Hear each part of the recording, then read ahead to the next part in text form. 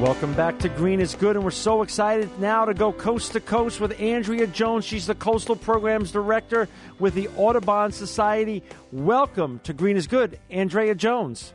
Thank you. Hey, Andrea, talk a little bit about, there's a lot of young people that listen to our show that want to become the next Andrea Jones, and they want to get involved with all sorts of cool and neat projects and do something atypical to then just going to corporate America or becoming a doctor or a lawyer. How did you share a little bit about your journey to becoming the Coastal Programs Director at the Audubon Society?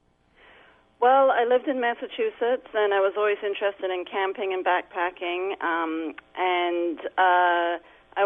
When I went to college, I said I wanted to study wildlife. I didn't even know if that was a degree in wildlife, but there was a degree in wildlife biology, so I pursued that, and my first job out of college was a job studying birds, and I actually didn't know one bird from the other. Wow. But I convinced them I would study. I would study recordings of birds, and I would study books, and so that was my first field job, and that was up in northern Maine, and once I got into that, I got kind of hooked on birds and birding, and then Audubon hired me, and I started as an intern and, waitressed at nights to pay the rent, and just sort of worked my way up through Audubon, and eventually decided I liked it so much I would go back to graduate school and get a master's degree in ornithology. So I just sort of persisted and did a lot of volunteer projects along the way, and learned my way up through Audubon.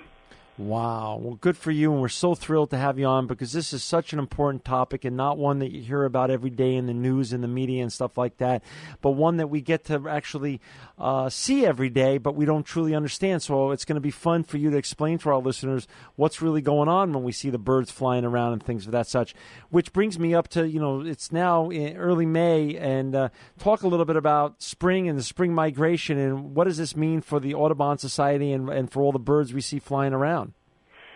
Well, this is the time of year that everyone is getting out there. If you looked at radar right now, you would see pulses of birds starting to move back into the United States from their wintering grounds in Central and South America.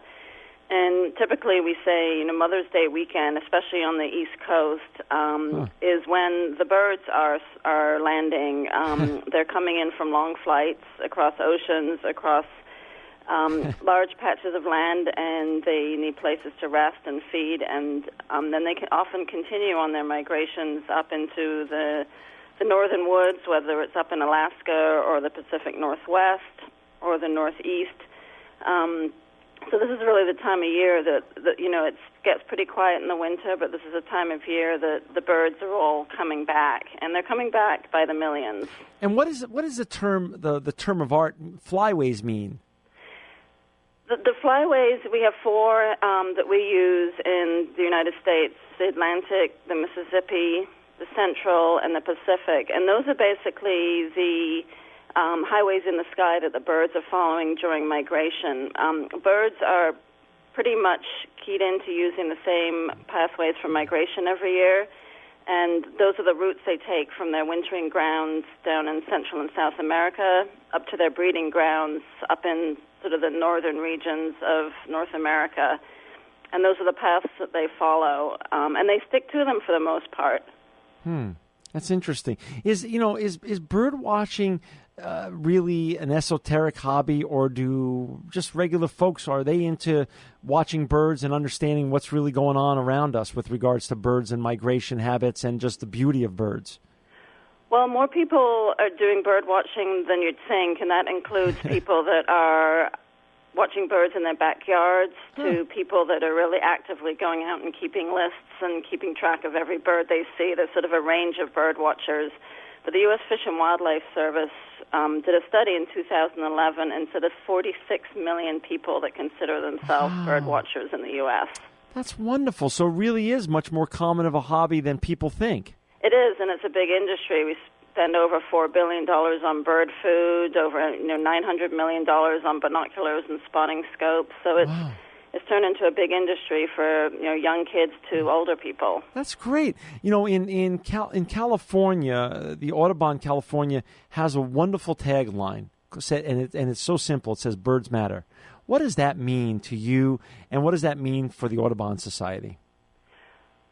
Well, it means for me personally, I think birds can be a bellwether of our environment. They can really tell us about the health of the environment. If something's happening to the birds, if birds are disappearing, that's sort of an indicator that things are going wrong.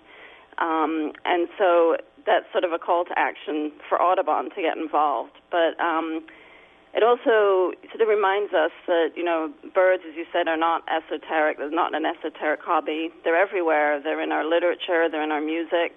They're outside. So they're sort of an everyday part of our lives, whether we think about them all the time or not. If you woke up in the morning and it was quiet outside, you would know something was terribly wrong. Let me ask you this, though. Talk about quiet outside.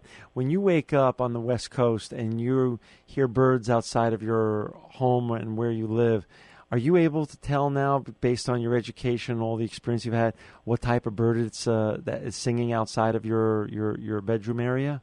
Oh, yeah. I've got the northern mockingbird that wakes me up early, but we also have the scrub jays and the California towhees and the song sparrows. That's so great. So, yeah, I do wake up and start identifying the birds I'm hearing outside. That's so great. And for our listeners who just joined us, we're so honored today to have Andrea Jones on. She's the Coastal Programs Director for the Audubon Society.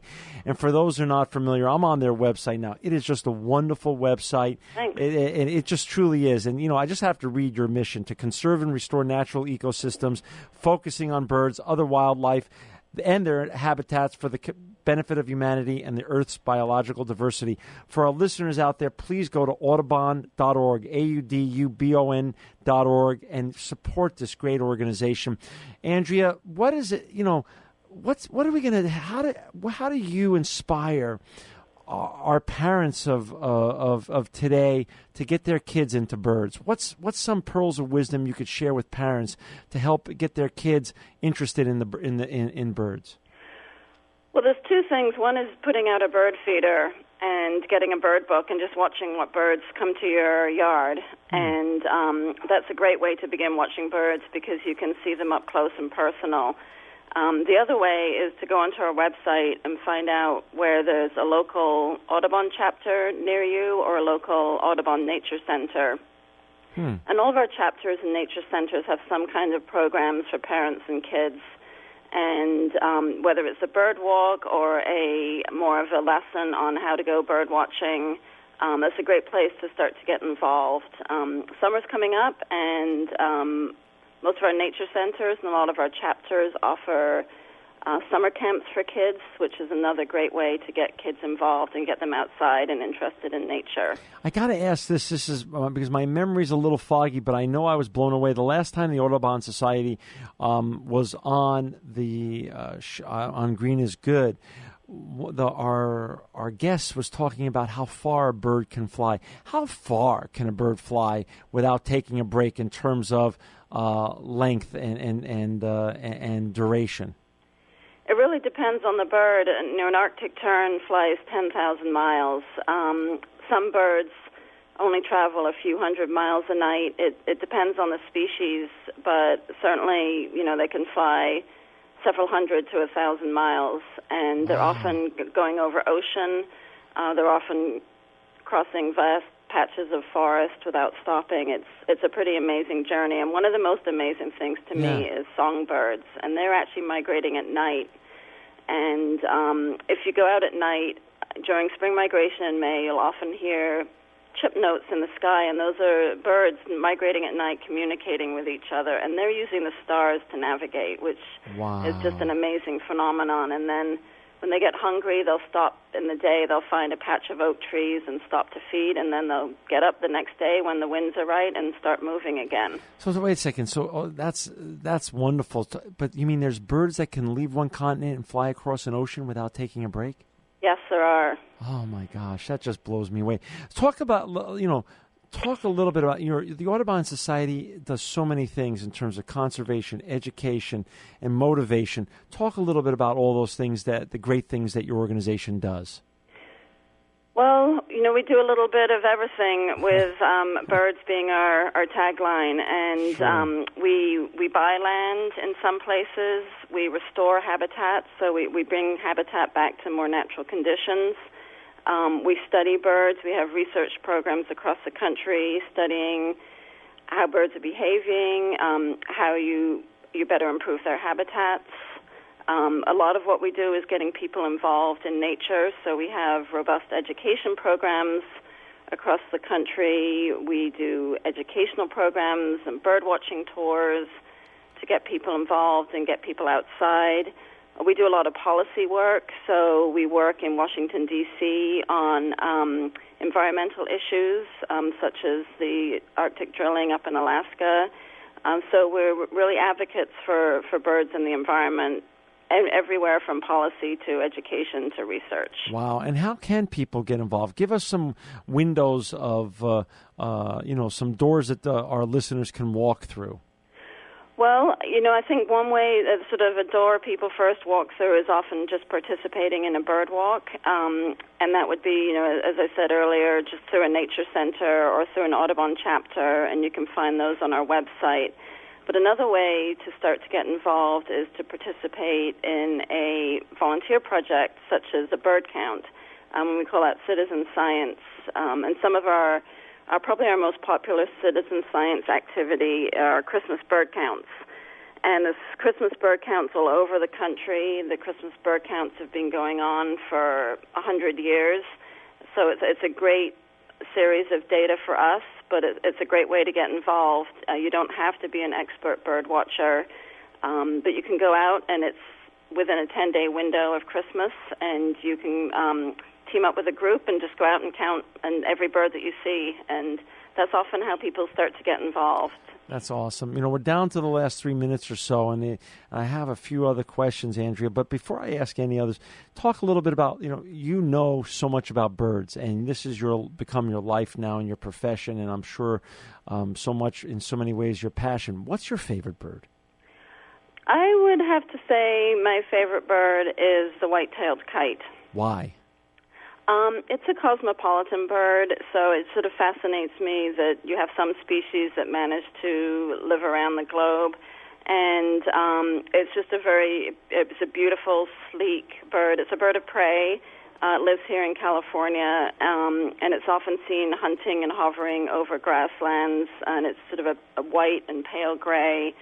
It's a bird that's declining here, but it's very beautiful and graceful, and I think it's the type of bird that is an indicator of the health of our grasslands, and you could go to other parts of the world and see the same species.